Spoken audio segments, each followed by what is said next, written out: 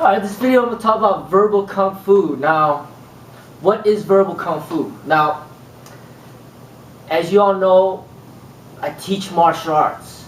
Body, mind, and spirit. But the combat stuff is already overexploited out there.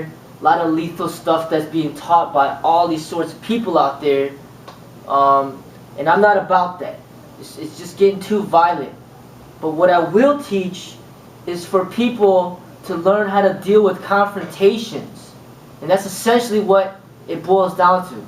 How to deal with confrontations. How to deal with people bullying you.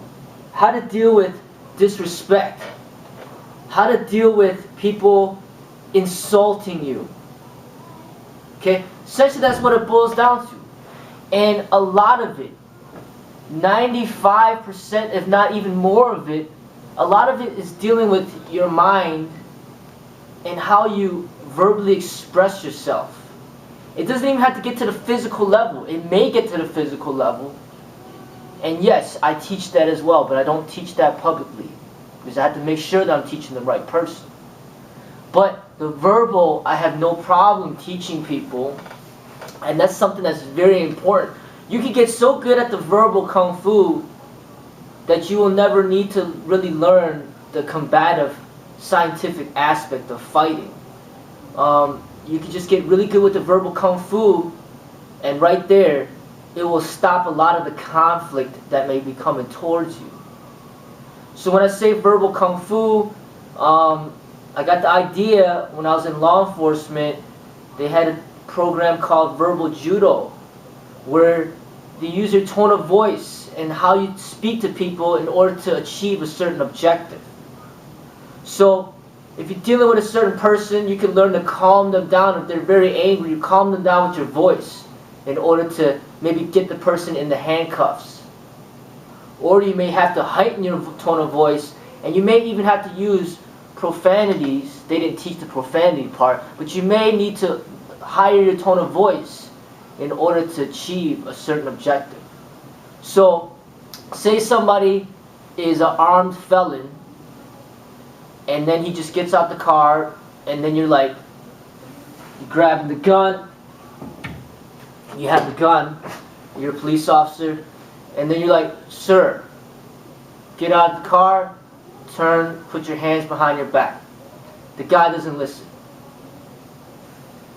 You point the gun, sir, get out the car, put your hands behind your back. Still doesn't listen. So the gun didn't get him to listen. So this is essentially like the non-verbal martial art. You're trying to use the gun to get the guy to comply. Now, you raise the tone of voice. Get out the car, put your hands behind the back. Behind your back. Maybe he'll listen then. Or you may have to swear. Get the fuck out the car, put your hands behind your back. And then he may listen. So you may have to use your tone of voice and profanity in a way to achieve the objective that you're looking for. So I'm applying this to the realm of the martial arts, away from the law enforcement, but to the martial arts. I've called it verbal kung fu, utilizing your voice, what you say, in a way to attack them back. Instead of, you don't have to go physical, but you attack them with your voice, with your verbal. Comedians are very good at this. They know how to attack people's ego with jokes, how to embarrass other people. Rappers are good at this.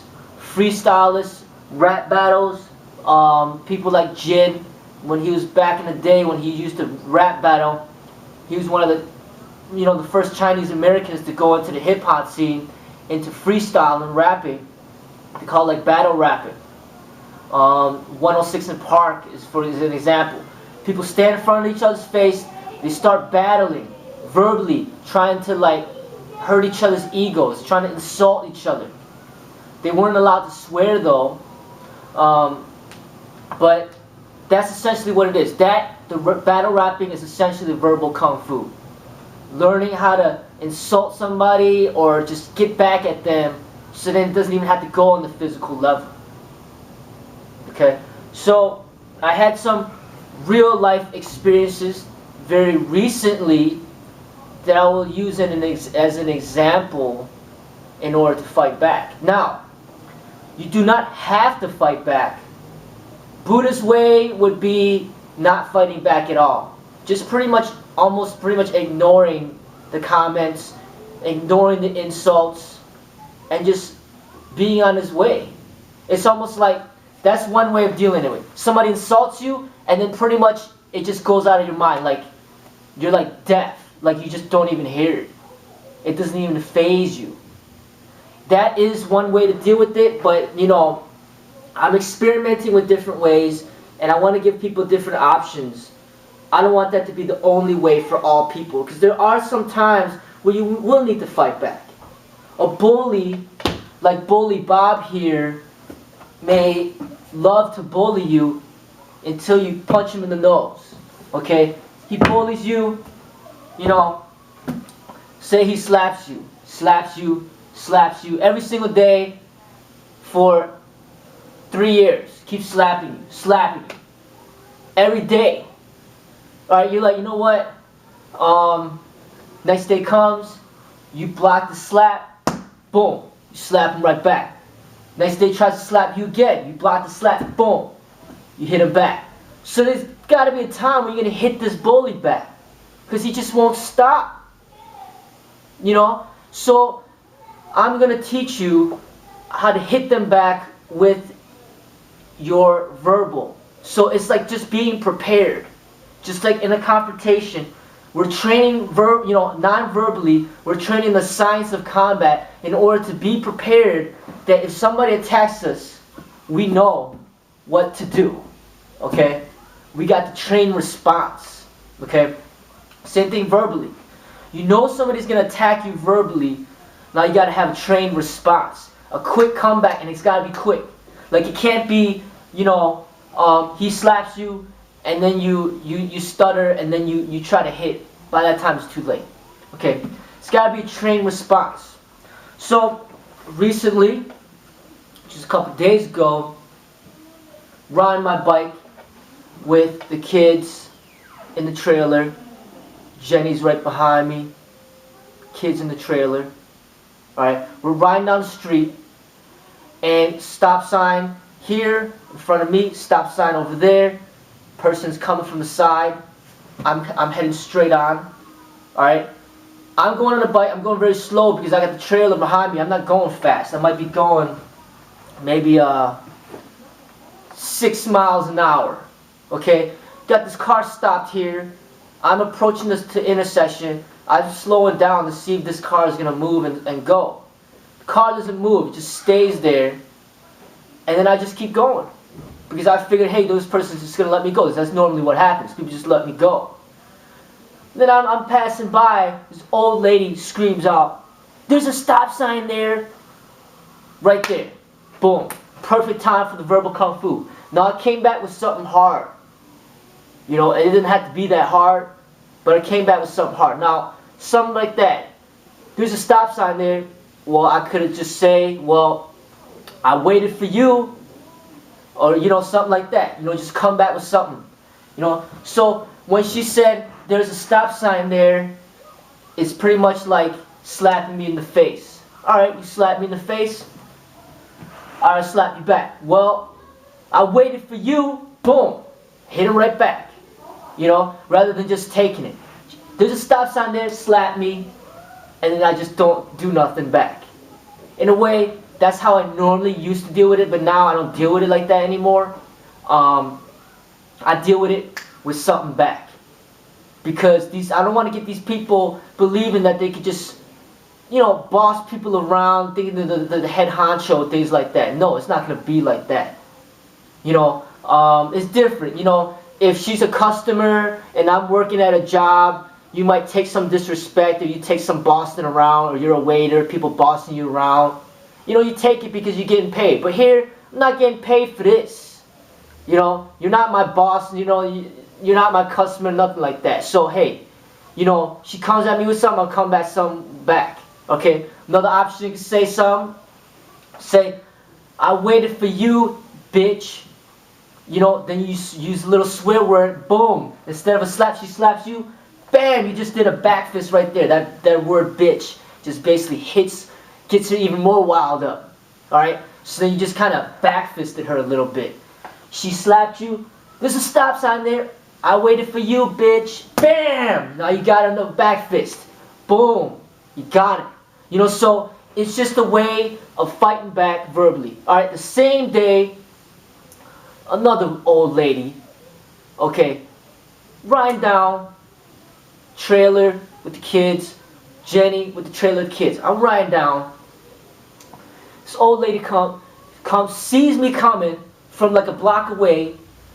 I'm riding down the sidewalk. She's riding the sidewalk towards me. She sees me coming. She stops and moves out the way and waits for me to pass. Okay. And she says to me, you could have at least said excuse me. And I'm like, okay, right there, another slap to me. Boom, slapping me again.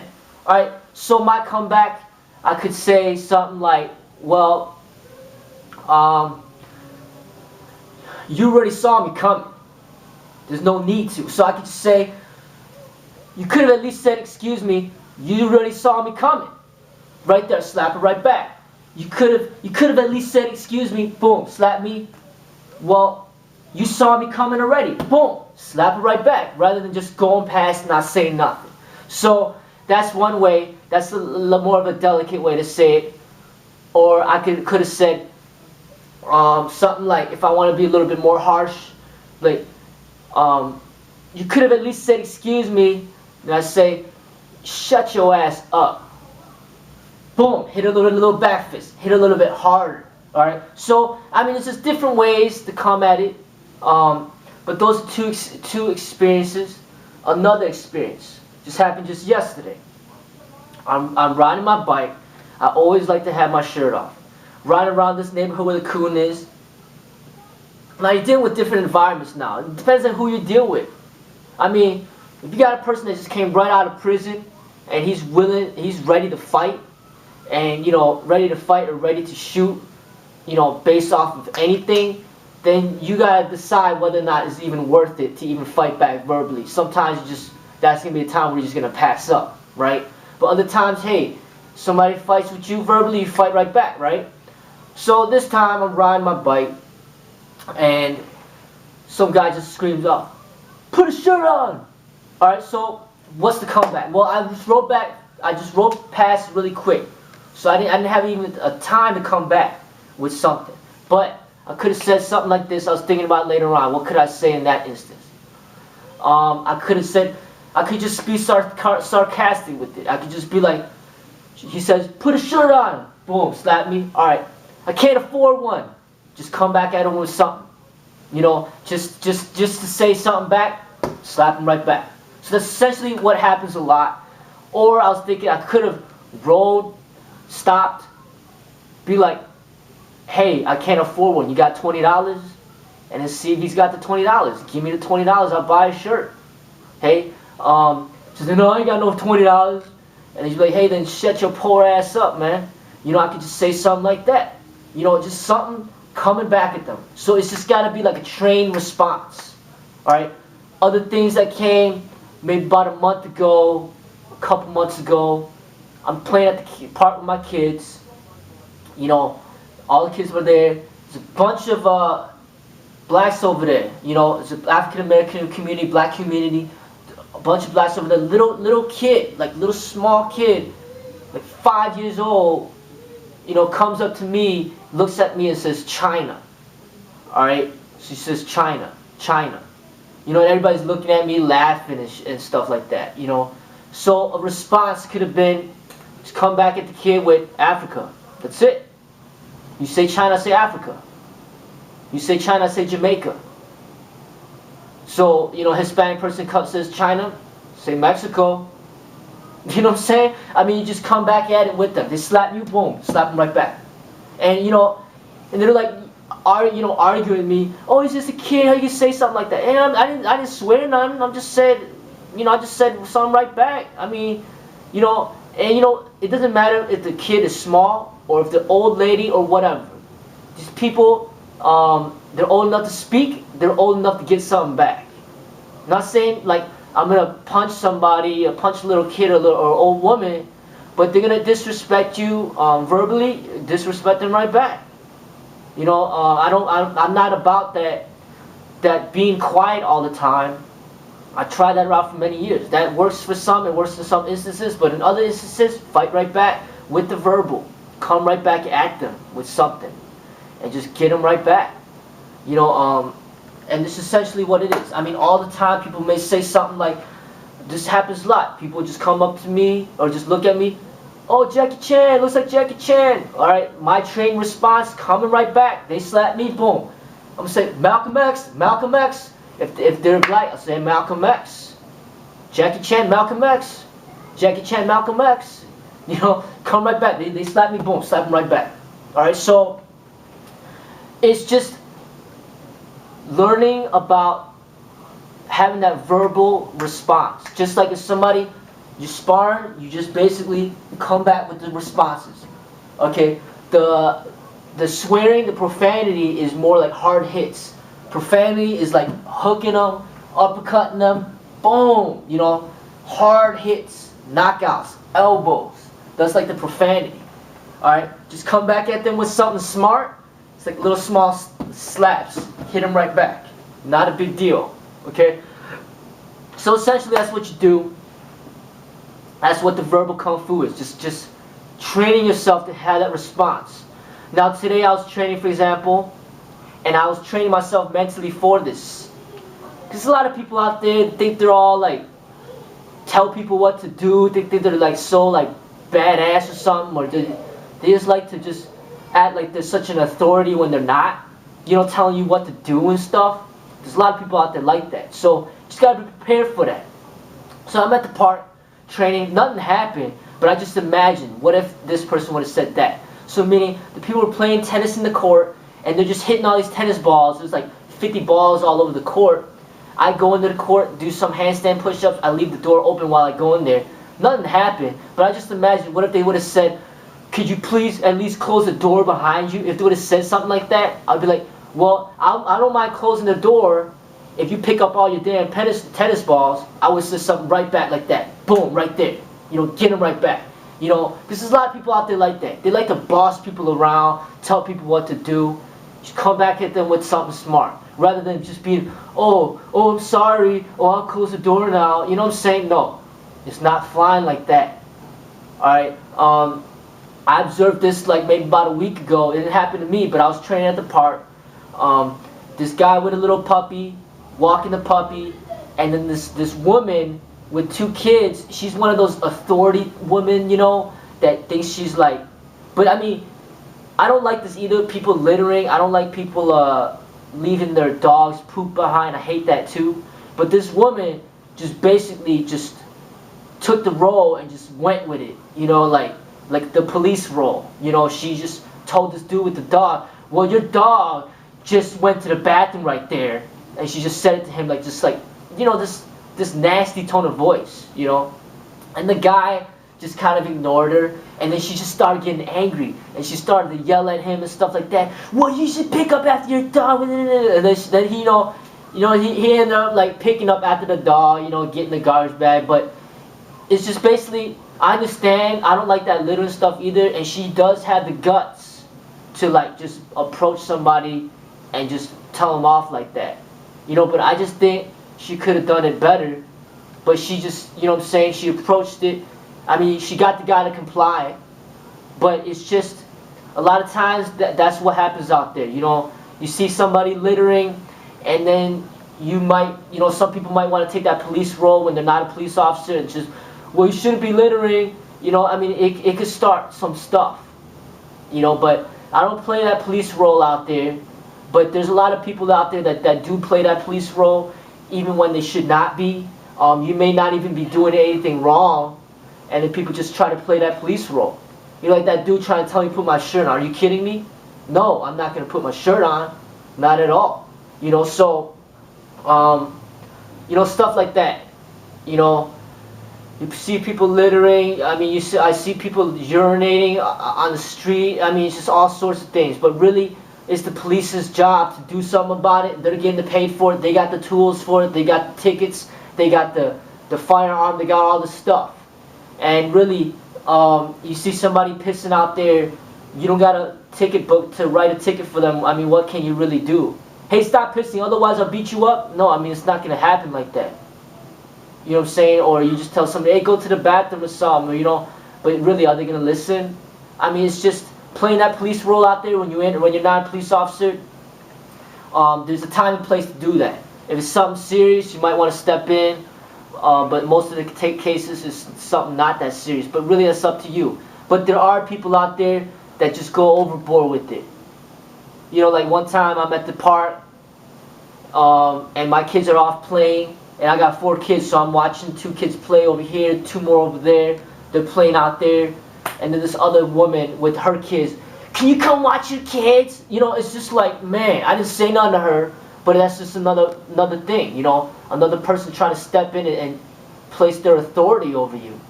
You know, it's just like, you know, it gets really annoying to the point where you want to say something back. You know, and part of this verbal kung fu is getting that comeback, getting ready for it. You know, I could have just been like, hey, you know, I am watching them. Mind your own business. You know, I could, you know, you just come back with people, because I don't like that either. People trying to step in, trying to be an authority, and all this other stuff. They're not paying you. They're not your employer. They're not your customer. You know, so just mind your own damn business, straight up. You know, and sometimes you just gotta let people know. Otherwise, they just get they get overboard with it, and they think they're so like up on top. So the verbal kung fu is like your verbal way of preparing the automated responses. All right, you know somebody comes at you with your skin color, you come back up, you come back at them with something else.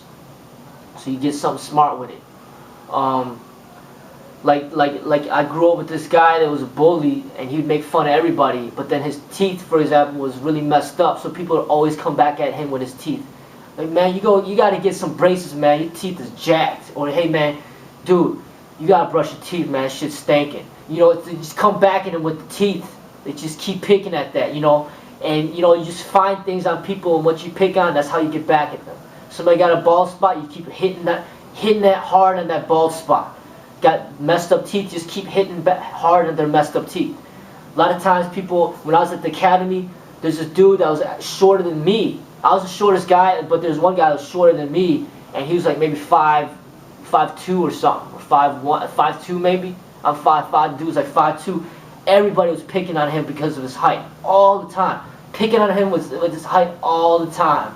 You know, like making fun of his height. But he was so good at the comebacks that it was just not even, it didn't faze him. He was like a comedian. He just always had something coming back, because he's just so used to it.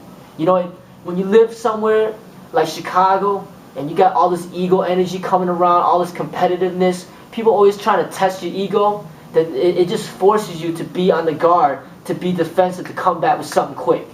You know, and it's just an automated verbal response. Just like with the combat. They come at you, boom, boom. Come at you, boom, boom, boom, boom, boom, boom. Come back, bobbing. You know, they strike, you block, bam, bam, bam, bam, bam, bam, bam, bam, bam, bam, bam. You know, so it just comes automated. With the nonverbal, the verbal is something that introverts really got to work on, is getting that automated verbal response. And that's what I'm starting to get in tune with within myself, to give myself that balance, to be able to get more in tune with the expression of my extrovertedness. Like this, these videos is all extroversion. You know, being extroverted, expressing yourself, rather than keeping everything in. You know, so, you know, if you're an introvert, you gotta learn to be more expressive and learn to get in tune with that extrovertedness of you, that yang side of you. Now, if you're yang, overly yang, and you're always like on the, you know, short-tempered, always ready to explode, then you got to get in tune with the yin. You got to learn to calm it down. Not everything's worth fighting for. You know what I'm saying? Somebody just came out of prison. He's ready to go back. He don't care. Got nothing to lose. And he starts challenging you. Hey, what's up, motherfucker? The best thing to do is probably just walk off. Because, man, I mean, is it even worth it to go, to take it to that level when it's just something verbal, you know. So not all the time am I advising to fight back all the time. Sometimes you do though. You got a little kid picking on you. Are you kidding me? I ain't gonna let no kid pick on me. I'm come right back at him. Or just somebody, you just get fed up with certain people. People think they're all like authoritative and badass. Just come back out with them with something too. So sometimes you just don't want to go there with some people. Other times you do want to go there. You just gotta be smart with it. That's it. Sometimes fight back, sometimes you don't. But the verbal thing it's not nothing physical. It doesn't have to get violent. It's just having fun with it. It's a game. It's a little game, like a little chess game. Somebody makes a move on you, and then you move back. You move back stronger. You grab. They grab your pawn, you grab their knight. They grab your knight, you grab their rook. They grab your rook, you grab their queen. And it just keeps going from there. You just go back with a little something stronger. Just have fun with it, play with it. To me, it's just like acting. Like you could just pretend like you're mad when you're not. It's just like an acting game. That's how I do it sometimes. I just play it as an acting game. I just pretend like I'm mad sometimes. Just like what the hell is just just come at what the hell is just and just like come at them. Put them in fear. Play with them. So that's what the verbal kung fu is about, and something to work on, definitely.